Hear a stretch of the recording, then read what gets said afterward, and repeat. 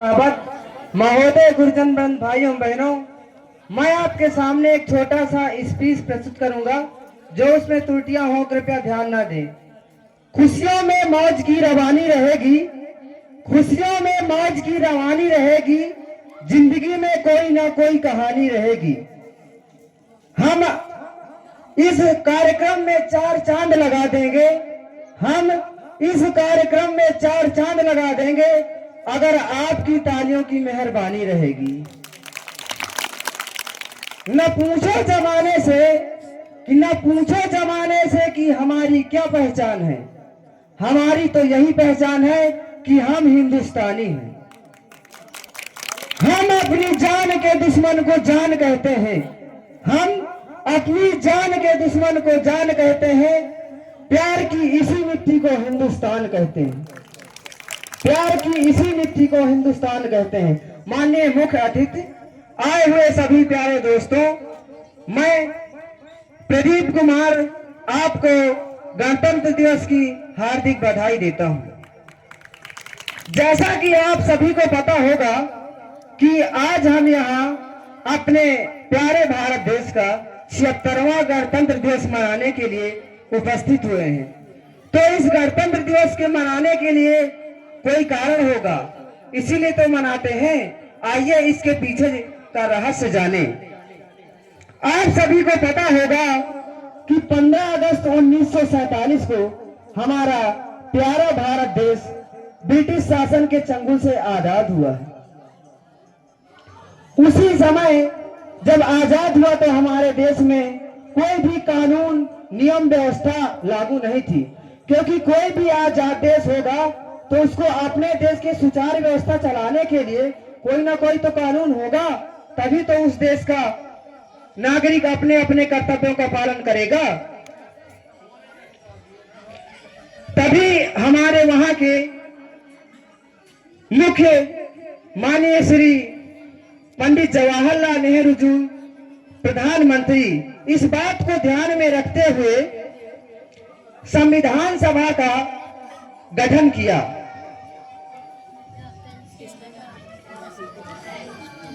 और उन्होंने निर्णय लिया कि संविधान शब्द का अर्थ होता है एक राज्य या संगठन के लिए मूल सिद्धांतों का समूह है।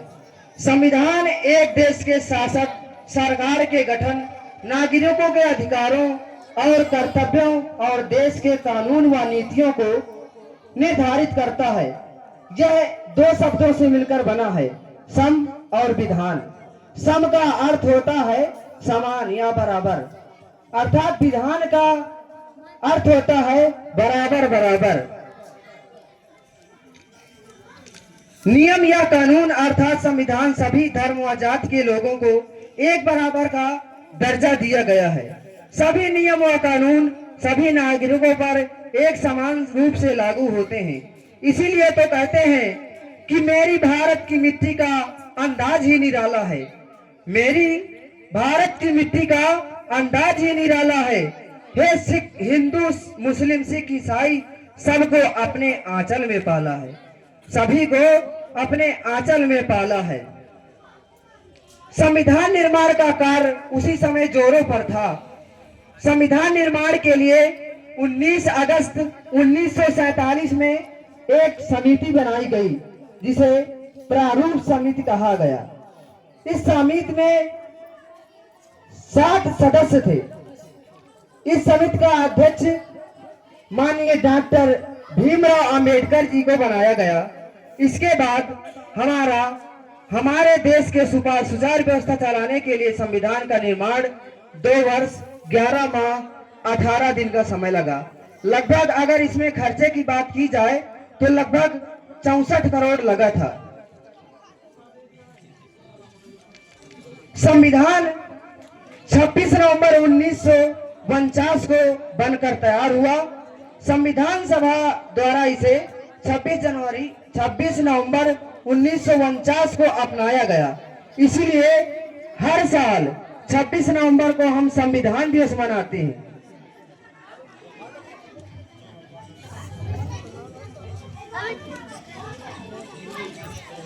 और भारत को पूर्ण गणराज्य घोषित किया गया, अर्थात ऐसा राष्ट्र जिसमें समस्त राज सत्ता जनसाधारण के हाथ में हो तथा वह सामूहिक रूप से अपने निर्धारित को प्रतिनिधि को चुन सके।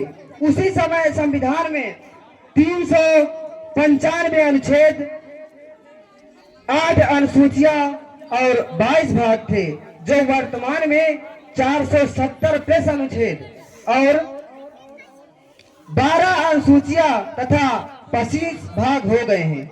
आपके मन में कभी ना कभी तो यह सवाल आया होगा कि 26 जनवरी वाले दिन ही गणतंत्र दिवस क्यों मनाते हैं? आखिरकार अन्य कोई तारीख भी तो थी, उसमें भी मना सकते थे।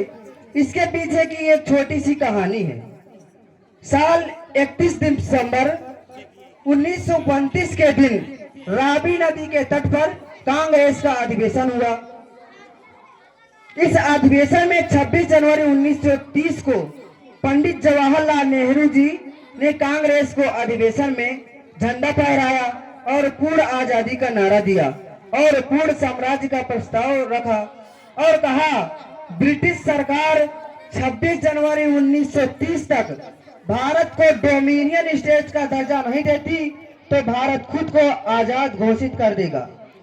तो कांग्रेस ने 26 जनवरी को स्वतंत्रता दिवस के रूप में घोषित कर दिया।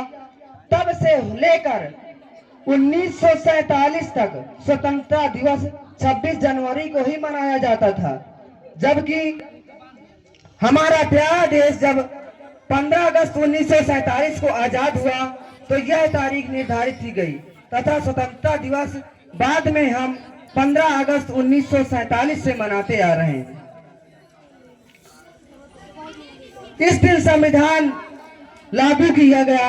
26 जनवरी 1950 को हमारे प्यारे भारत देश के संविधान को लागू किया गया। अब बात करते हैं झंडा फहराने की बात। शायद आपने कभी गौर किया हो कि 15 अगस्त वाले दिन प्रधानमंत्री लाल किले पर झंडा फहराते हैं तथा गणतंत्र दिवस पर 26 जनवरी पर देश के राष्ट्रपति लाल किले पर झंडा फहराते हैं। 15 अगस्त 1947 को आधी रात को देश के पहले प्रधानमंत्री पंडित जवाहरलाल नेहरू ने लाल किले पर एक बहुत ही जोरों पर भाषण दिया। ट्विस्ट विद डेस्टिनो, भाग्यवश से चिर प्रतिनिधि भेंट, और भारतीय तिरंगे को फहराया था। तब से यह परंपरा चलती आ रही है, जबकि 26 जनवरी पर देश का प्रथम नागरिक, देश का संवैधानिक प्रमुख राष्ट्रपति झंडा फहराता है। तो तब से यह परंपरा चली आ रही है कि 26 जनवरी वाले दिन लाल किले पर देश का राष्ट्रपति झंडा फहराता है, जबकि 15 अगस्त वाले दिन देश का प्रधानमंत्री झंडा फहराता है। अब बात करें कि 26 जनवरी एंड 15 अगस्त को झंडा फहराने में अंतर क्या है, अर्थात झंडा तो दोनों दिनों मनाया जाता है, 26 जनवरी और 15 अगस्त। इसमें काफी अंतर है। 15 अगस्त वाले दिन प्रधानमंत्री झंडा को लेकर झंडा को ऊपर चढ़ा करके फहराते हैं, जबकि 26 जनवरी वाले दिन झंडा ऊपर चढ़ा होता है, बस उसको फहरा दिया जाता है। जब फहराया जाता है तो आपको इसी बारे में पता होना चाहिए कि झंडे को नीचे से ऊपर खींचकर फहराना, यह प्रक्रिया ध्वजारोहण कहलाती है, तथा झंडे को ऊपर टांग करके फहराना, यह प्रक्रिया कहलाती है झंडा फहराना। अब इसके पीछे का क्या लॉजिक है? 15 अगस्त 1947 को जब हमारा देश आजाद था, तब ब्रिटिश सरकार ने अपना झंडा वहां से उतारा और हमारे प्यारे भारत देश का झंडा वहां पर लगाया गया। वहीं पर भारतीय तिरंगे को ऊपर चढ़ा करके फहराया गया। तो झंडे को ऊपर चढ़ा करके फहराना एक राष्ट्रीय गौरव का प्रतीक होता है, जो यह बताता है कि भारत कितने संघर्षों तथा कितने बलिदानों के बाद अपनी आजादी को पाया है। जबकि 26 जनवरी तक हमारा देश आजाद हो चुका था, तो तिरंगे के ऊपर चढ़ाया नहीं जाता। तिरंगा पहले से ही ऊपर चढ़ा होता है, बस उसको फहरा दिया जाता है। इसी साथ मैं अपनी वाणी को चंद लाइनों से समाप्त करना चाहता हूं। पानी ना हो तो नदियां किस काम की, पानी ना हो तो नदियां किस काम की, आंसू ना हो तो आंखें किस काम की, दिल ना हो तो धड़कन किस काम की, अगर हम वतन के काम ना आए तो जिंदगी किस काम की। अपनी वाणी को